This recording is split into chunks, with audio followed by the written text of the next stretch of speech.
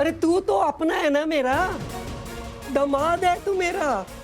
और तेरे पे भरोसा करके अपनी सोने की सारी गिनियां मैंने तेरे को दे दी थी, जिससे कितना बड़ा बिजनेस एम्पायर खड़ा कर दिया था। किस लिए? कि एक लड़की आएगी, हमें लूट पूट कर चली जाएगी और हमें सड़क पर खड़ा कर देगी। हाँ?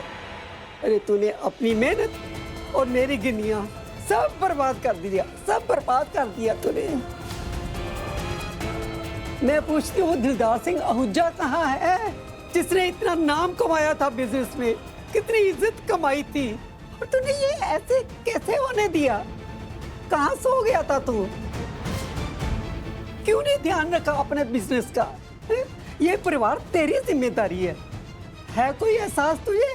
बेबी ये आप क्या बोल रही हैं? ये दिलदार सर कुछ कह नहीं रहे, इसका मतलब ये नहीं कि गलती इनकी है। ये सारे सवाल आपको दिलदार सर से नहीं, मैम से पूछनी चाहिए। अगर सर ने आपकी सारी गिनियां पानी में बहा दी होती तो मैं समझती कि बर्बाद कर दिए। इन्होंने तो इतना बड़ा बिजनेस एम्पायर खड़ा किया उससे, फिर आप कैसे कह सकती हैं कि इनकी गलती है? अब समझ गई मैं। ऐसी तारीफें करके ही तूने दिलदार जी को अपनी तरफ कर लिया है ना? अब आप कुछ नहीं बोलेंगे?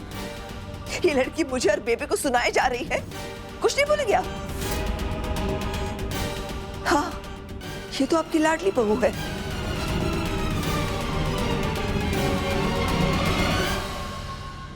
और अब तो और सर पर बैठकर नाचेगी, क्योंकि इसी के चाहका और आंटी के घर में रह रहे हैं ना हम, और हम जो खाना भी खा रहे हैं ना, इसी के पैसों का खा रहे हैं। अब तो इंसल्ट पे इंसल्ट किए जाएगी। ये इंसल्ट आपकी नहीं हुई है मैम, सर की हुई है, और ये मैं बर्दाश्त नहीं करूंगी। तू होती कौन है मेरे और दिलदार जी के बीच बात करने वाली? ये मेरे पति है, मेरे पिता समान है।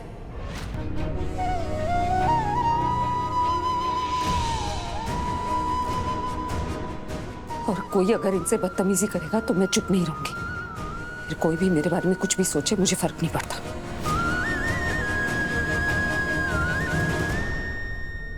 बेबे चलिए यहाँ से आओ।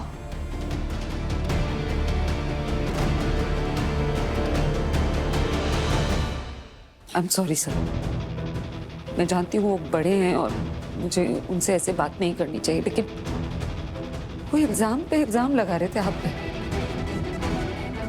आप ऑलरेडी इतने परेशान हैं। बेटा आई एम सॉरी, आपका पहला करवा चौथ है और मैं अपनी बहू को आशीर्वाद के सिवा और कोई गिफ्ट नहीं दे पा रहा। मुझे उसके अलावा कुछ भी नहीं चाहिए।